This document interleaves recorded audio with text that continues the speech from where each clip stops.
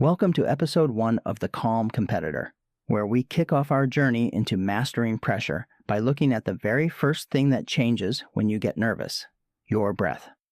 In this episode, we'll explore how you can use that same breath as a neurological off switch to instantly halt your body's stress response. The signal your body already knows how to send. You are 12 seconds from the start of a race. Picture it exactly. The gymnasium is loud, then suddenly the referee holds up one hand and the crowd swallows itself. Your heart is already hammering at the base of your throat.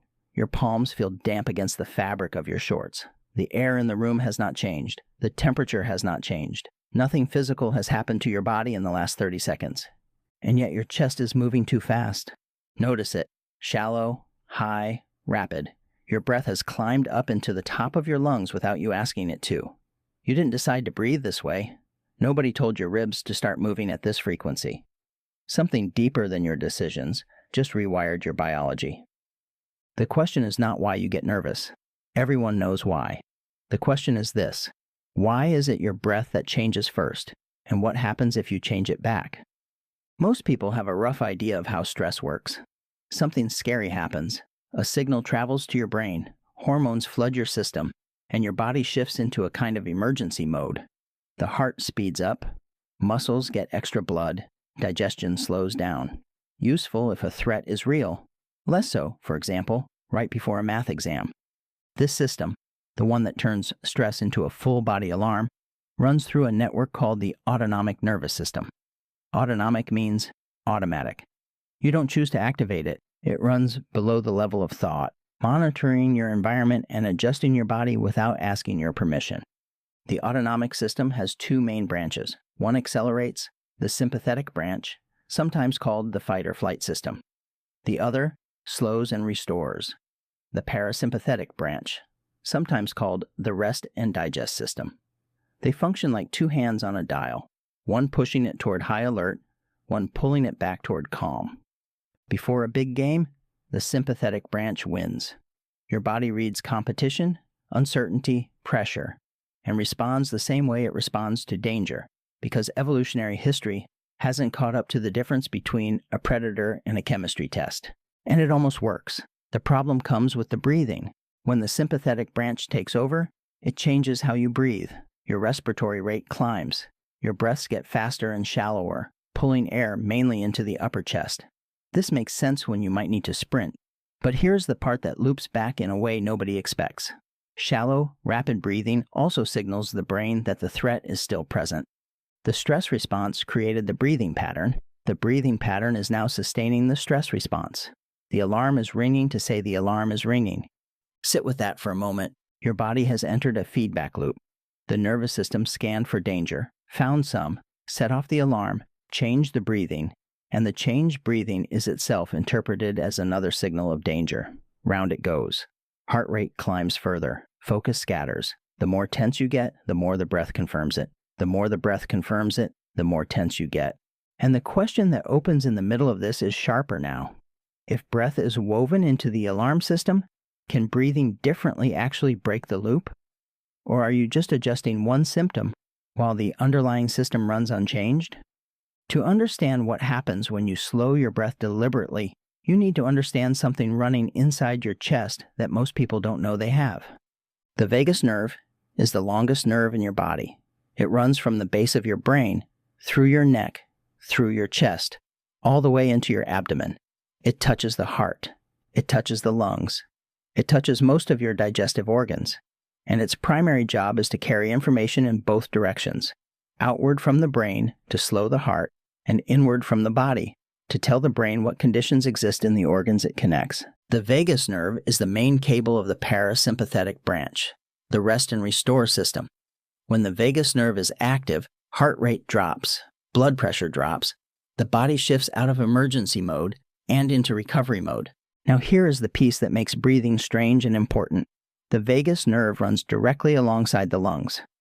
When your lungs fill, really fill slowly, expanding the diaphragm downward into the belly. The movement stretches receptors in the lung walls.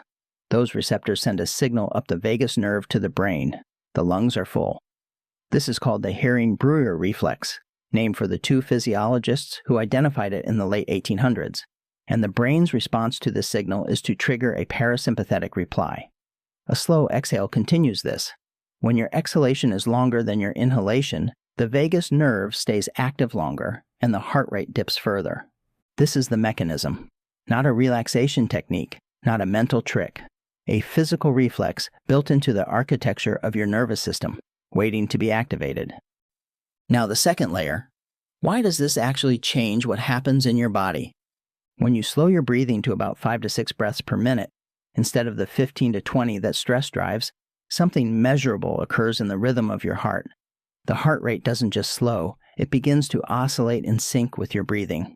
Faster on the inhale, slower on the exhale. This rhythmic pattern is called heart rate variability, the small, natural fluctuations in the interval between each heartbeat. For a long time, scientists assumed a perfectly steady heart rate was healthy, like a metronome. It turns out the opposite is closer to true. A heart rate with high variability, one that rises and falls smoothly in response to breathing, indicates that the autonomic system is responsive and flexible. Low variability, a heart rate that just hammers steadily along, tends to correlate with higher stress, worse recovery, and less psychological resilience. When you breathe slowly and with full lung expansion, you're not just activating the vagus nerve once. You are synchronizing your heart rhythm with your breath in a pattern that the nervous system recognizes as safe. The sympathetic branch dials down. The parasympathetic branch comes up. Stress hormones like cortisol and adrenaline begin to clear. The feedback loop, the one where panic breath signals more panic, breaks. This is what box breathing does. Inhale for 4 seconds, hold for 4, exhale for 4, hold for 4. The specific counts matter less than the structure. An extended exhale at a slow rate, regularly repeated, is the signal your vagus nerve is waiting for. Every single time you do it, the reflex fires. Connect both layers now. The hearing brewer reflex activates the vagus nerve. Vagus nerve activation suppresses the sympathetic branch. Suppressing the sympathetic branch reduces the hormone cascade that raised your heart rate, tightened your muscles, and scattered your focus. And the reduced heart rate and calmer hormone environment lower the incoming signals that were telling the brain the threat was ongoing. The loop doesn't just slow, it reverses. Your breath was the alarm. Your breath is also the off switch. Here is the first thing that falls out of this. Navy SEALs, surgeons going into high-stakes operations, and professional athletes before competition have all been documented using controlled breathing protocols. The reason isn't that they're unusually calm people who happen to like breathing exercises. The research, including controlled trials measuring cortisol levels, heart rate variability, and cognitive performance under pressure, shows that slow diaphragmatic breathing measurably improves accuracy, decision speed, and working memory within a few minutes of practice. Not after months of daily meditation. Within minutes, in the moment. The biology works every time the reflex is activated. It does not require belief in it. The second thing is stranger. You cannot choose your heart rate. You cannot directly command your adrenal glands to stop releasing cortisol. You cannot instruct your hypothalamus to downgrade the threat level. Most of your autonomic nervous system is entirely outside the reach of conscious thought. Breath is the exception. It is the only function in your body that is both automatic and controllable. When you're not thinking about it, your brainstem runs it. When you choose to attend to it, your motor cortex can override the brainstem's rhythm in real time. Breath sits exactly at the border between the voluntary and involuntary nervous systems, and that position is not accidental. It is structural. Your nervous system built a door between conscious control and the otherwise unreachable autonomic system, and the door is your breathing. Every other route into the involuntary system is closed to you. This one is always open. Back to the gymnasium. Back to the 12 seconds before the race.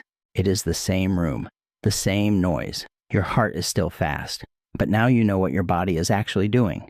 You can feel the sympathetic branch pressing down on everything, the shallow breathing feeding the loop, the cascade running its course. You're not broken. Your biology is working exactly as designed for threats that existed 10,000 years before gymnasia did. 4 seconds in, hold. 4 seconds out, hold. The vagus nerve responds. The heart rate oscillates. Cortisol begins its slow exit. The feedback loop loses the signal that was sustaining it, and then something shifts. Not a feeling of bliss or perfect calm, but something more precise and useful. The scattered quality of your attention gathers back into the room, not because you told it to, because the nervous system, given the signal it was waiting for, stopped allocating resources to scanning for threats and redirected them toward the thing actually in front of you. You have been carrying this mechanism since before you could speak. It doesn't belong to athletes or surgeons or people who meditate for years. It belongs to anyone who has lungs and 4 seconds to use them. The question, the one the referee's hand is still in the air for, is not whether your body knows how to do this. It always did. The question is whether you'll remember to ask it.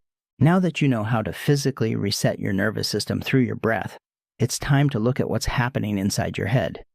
In episode 2, we will discover how vivid imagination can actually trick your brain into practicing for success